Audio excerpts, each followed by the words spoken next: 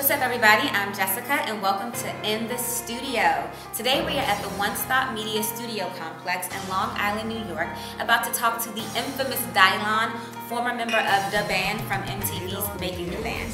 We're going to find out what he's been up to over the past few years, learn about his newest musical project, and discuss his journey from stardom to independent artist and how he's rebuilding his career. Trust me, you're not going to want to miss this, so stay tuned. So we are in the studio with the infamous Dilinjah. In person for certain. Oh my God, we are so excited to have you. Welcome to In the Studio. Thank you. I'm happy to be here. Oh my God, we've been waiting for this. Yeah. There is so much to talk about. I know. I mean, if you guys don't recognize him, which you should, he was a member of Making the Band, which was on MTV, Diddy's group. I mean, I'm sure you guys know. I mean, it's Dilinjah. How could you not know Dilinjah? He's like the most infamous one. He was the hottest member in the group, right? Because what you do. I ain't gonna say all of that. I do spit hot fire. I really do. That's exactly. I really do. I've been waiting for you to say that. Yeah, for sure. So let's get into it. What have you been up to lately? Like, we need to know. Everything.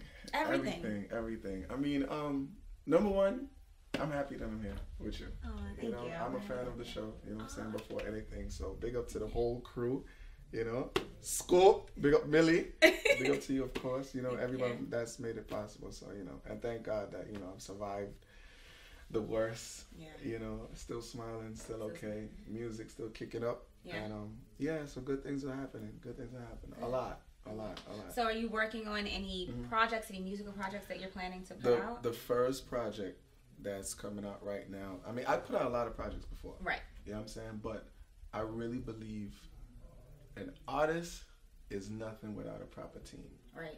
So you can have all the hot fire in the world. Yeah. You could be so talented and everybody fresh off the stoop and everyone's believing in you, but you really need that core team to help you out, or else you're not going to go anywhere. Right. So in my past, it was either the wrong team, wrong situations, wrong things. But the fact is, after making up the band, I never stopped recording. Right. And I think a lot of people have to know that. So it's not no overnight thing. So when you see things start kicking up all over the place and it's back on MTV or 106 in Park, and they're like, oh, well, he's just back out of, you know, how much years, and that's not the case. Right. So you're constantly recording music. I've constantly recorded. Every single year, I've dropped a mixtape after mixtape after mixtape. I've always done videos. I've done many videos. If you go even like on World Star Hip Hop or on YouTube and you just search Dilinjah, you know what I'm saying, you'll find a lot of stuff. Yeah. You know, numerous stuff. But you are dropping something big. But now, this is your because of the power that's behind us right now. Right. The type of family that, you know, I'm with right now and who's been helping me, even my day ones, you know. So right now the project is called Pain to Power. Pain to Power. Pain to Power, hosted by my boy Hollywood representing YMCMB. Okay. So YMCMB is back in it. Shit. Big up to Birdman, big up to Slim. You know what I'm saying? I was chilling with them earlier in the year. Well, yeah, a few months ago. You know what I'm saying? So the official co-sign is there. Wow. Yeah. Shout out to everybody at YMCMB that definitely showed me love.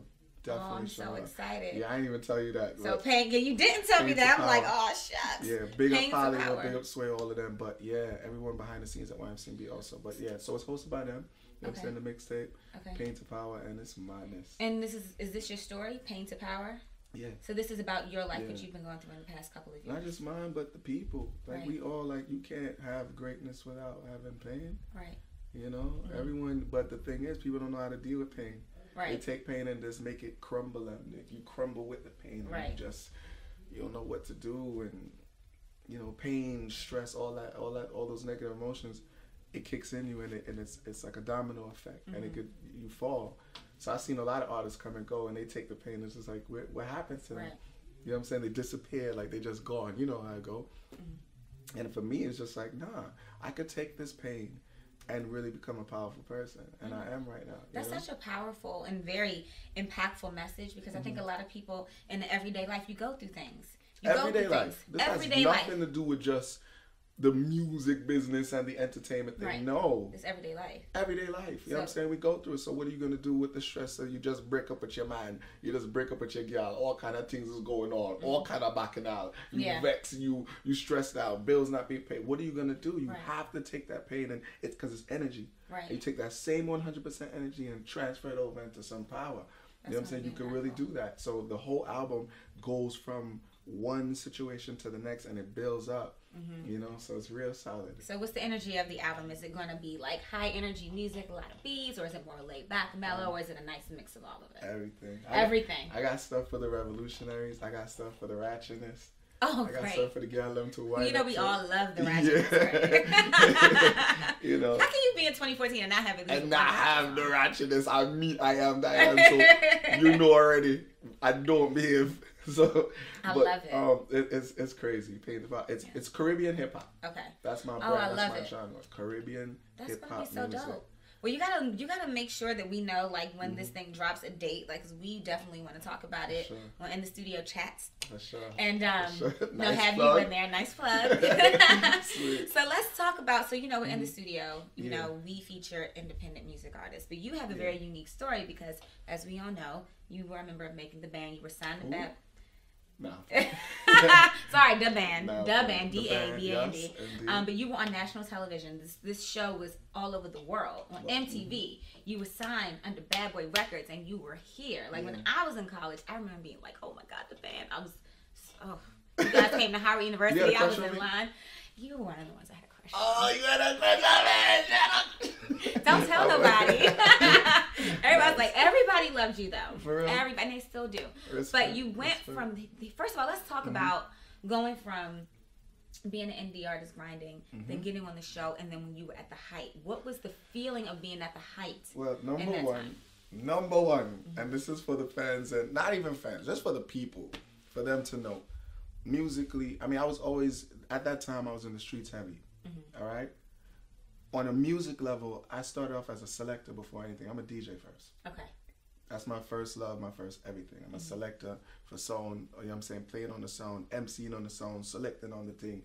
You know what I'm saying? So I was always in that culture of dancehall music. Right. And, doing basement parties, backyard parties. You know how the come up of a DJ. While I was DJing, on the side I would write some music, once in a while. Right. I would say 2 years into it, I wasn't even like, I'm gonna be honest, I don't think I had that many years as being an artist as it is a DJ. Right. I was more of a DJ, but I wrote a few songs, and I think by my 30th page of writing, Making of the Band came in. Wow. Now keep in mind, at that time, I pleaded guilty to a case. When I pleaded guilty to that case, they gave me, you get locked up, whatever, and I was out on bail. Right. While I was out on bail, we were just joking around one day, and one of my cousins named E-Rock, DJ E-Rock, he was like, yo, you seen on TV the other day, like, yo, Puffy looking to make a group. Right. So we all laughing like, yeah, okay, like, you know what I'm saying? Like, all right, Puffy looking to make a group. He's like, no, I'm serious. He's like, the audition is tomorrow. You should go. I had a month and maybe a week to be free before my actual sentencing day. Wow. So we just bugged out, jumped in the hoopty, went out to Manhattan, auditioned just for the kicks of it. Right. You know what I'm saying? Because I figured, all right, in my head I was like, I'm going to pass these auditions. I was already thinking positive. I'm going to pass one audition, I'm going to pass the next one, then I'm going to go to jail, I'm going to do my year, and when I come out, everybody's still going to know me. You're like, this is my little short-term strategy. That was it.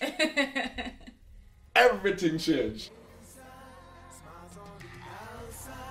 They thought we just been through the dark side.